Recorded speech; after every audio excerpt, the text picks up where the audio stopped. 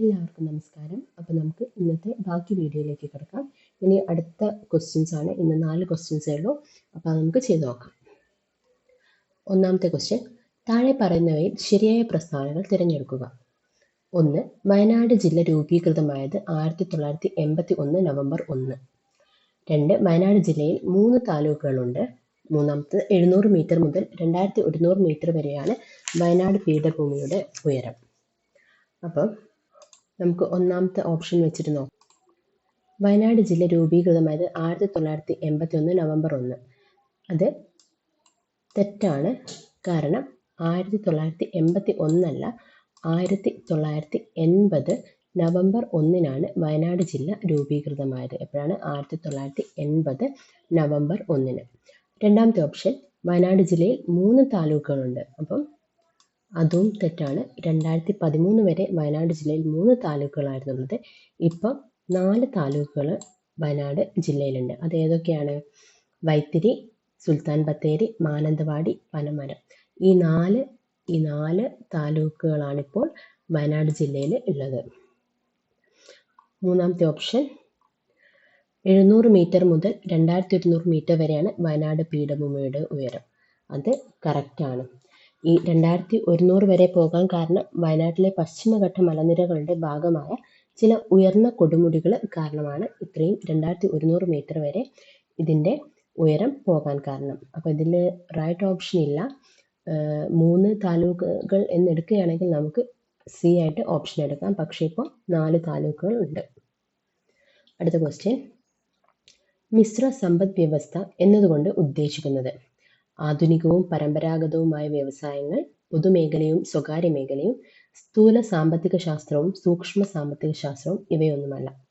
അപ്പം അതിൻ്റെ ഉത്തരം പൊതുമേഖലയും സ്വകാര്യ മേഖലയും എന്നുള്ളതാണ്.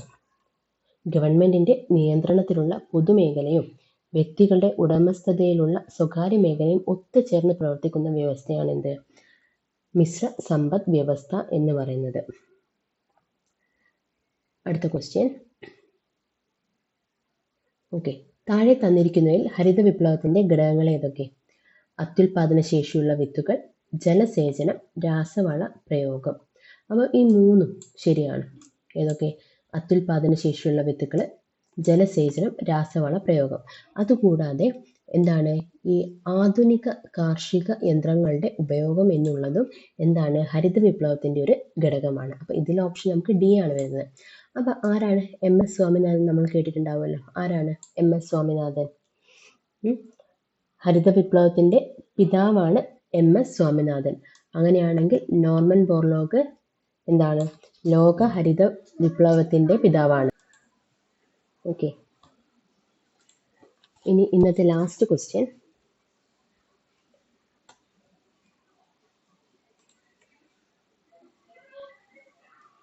ഇന്ത്യൻ ഭരണഘടനയിലെ പഞ്ചവത്സര പദ്ധതികൾ എന്ന സങ്കല്പം ഏത് രാജ്യത്തു നിന്നാണ് കടമെടുത്തത്? നമുക്ക് 4 options: Russia, England, United state, Germany. അപ്പം ഉത്തരം റഷ്യ ആണ്. അപ്പം റഷ്യയിൽ നിന്ന് കടമെടുത്ത ഒന്നുകൂടി ഉണ്ട്. നമുക്ക് 2 എണ്ണം വീതം ഓരോന്ന് നോക്കാം. ഒന്ന് എന്താണ്? മൗലിക കടമകൾ. ഏതാണ്? മൗലിക കടമകൾ. മൗലിക കടമകൾ എവിടെ നിന്നാണ്?